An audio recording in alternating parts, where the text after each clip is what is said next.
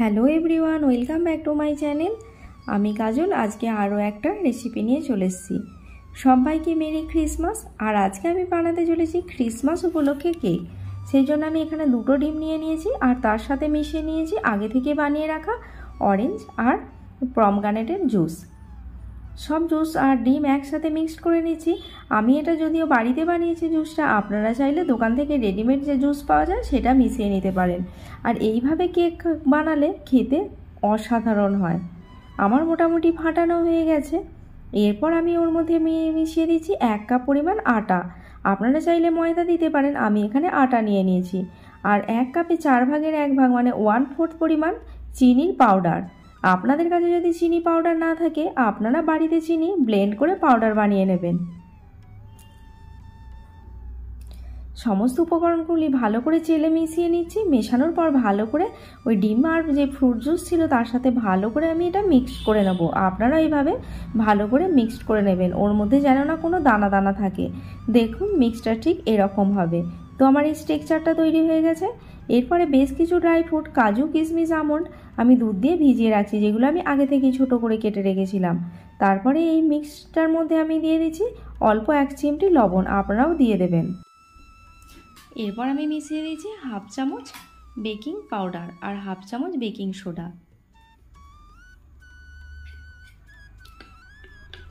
তারপর এই baking soda আর পাউডারটা আমি ভালো করে এই মিক্সচারটার সাথে মিশিয়ে নেব। আপনারা এইভাবে ভালো করে মিক্সড করে নেবেন।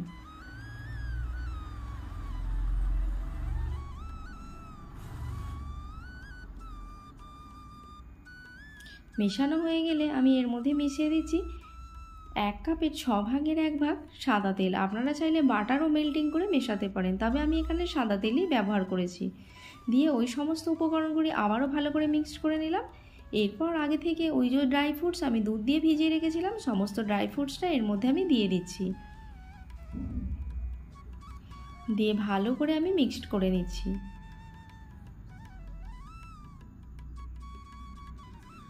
দেখুন স্ট্রাকচারটা ঠিক এরকম হবে, খুব পাতলাও না আর খুব ঘনও না। দেখে নিন একবার, ঠিক এইভাবে আপনারাও বানিয়ে নেবেন। তারপরে এটা ভালো করে একটু ফেটিয়ে নেবেন। ব্যাস, আমার সমস্ত ব্যাটারটা রেডি হয়ে গেছে। এরপর আমি এখানে কেকের একটা মোল্ড নিয়ে নিচ্ছি। হ্যাঁ, আপনাদের কাছে যদি না মোল্ড থাকে, এই ধরনের যে কোনো ধরনের একটা বাটি, সামনের মুখটা বেশ বড় করে খোলা, ওরকম একটা বাটি নিয়ে নেবেন। আমি এখানে বাটির মধ্যে মিশিয়ে দিচ্ছি বেশ কিছুটা সাদা তেল। আপনারা চাইলে বাটারও গ্রিস করে দিতে পারেন, আমি এখানে সাদা তেল দিয়ে দিচ্ছি। সমস্ত বাটিটার মধ্যে ভালো করে সাদা তেল লাগানোর পর আমি যে ব্যাটারটা আগে থেকে বানিয়ে রেখেছিলাম ওই ব্যাটারটাই ওর মধ্যে দিয়ে দেবো। তার আগে এর সাথে মিশিয়ে দিচ্ছি বেশ কিছুটা চকলেট সিরাপ। আর এখানে আমি ভ্যানিলা এসেন্স ব্যবহার করিনি, কারণ আমার ভ্যানিলা এসেন্সের ফ্লেভার খুব একটা ভালো লাগে না। আপনারা চাইলে ভ্যানিলা এসেন্স ব্যবহার করতে পারেন। চকলেটটা মিশিয়ে দিলে বেশ সুন্দর দেখতেও হবে আর খেতেও টেস্টটা পুরো ইউনিক টাইপের হবে।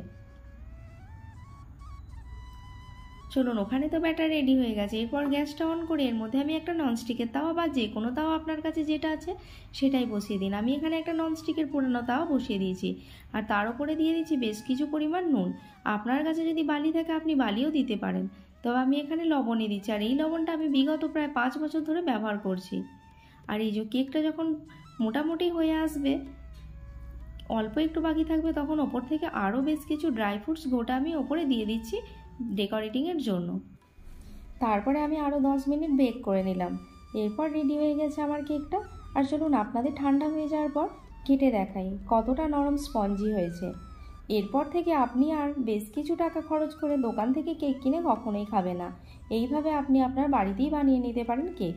আর হ্যাঁ, যদি আমার চ্যানেলটি ভালো লাগে আর এরকম নতুন নতুন রেসিপি পাওয়ার জন্য চ্যানেলটি সাবস্ক্রাইব করে পাশে থাকা বেল আইকনটি অবশ্যই প্রেস করে দেবেন, যাতে পরবর্তী ভিডিও নোটিফিকেশন আপনার কাছে চলে যায় অন্য একটু রেসিপি নিয়ে। আর যারা ভিডিওটি দেখছেন অবশ্যই একটা লাইক দিতে ভুলবেন না। আর হ্যাঁ, বন্ধুদের মধ্যে শেয়ার করতেও ভুলবেন না, যাতে অন্য কেউ দেখে অন্তত রান্নাগুলো শিখতে পারে। চলুন কেকটা কেটে দেখাই কতটা স্পঞ্জি হয়েছে।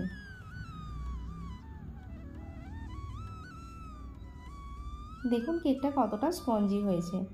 তো আপনারাও বাড়িতে বানাবেন। আবারও বলছি, কমেন্ট করে জানাবেন। আজকের মতো আসি, বাই বাই।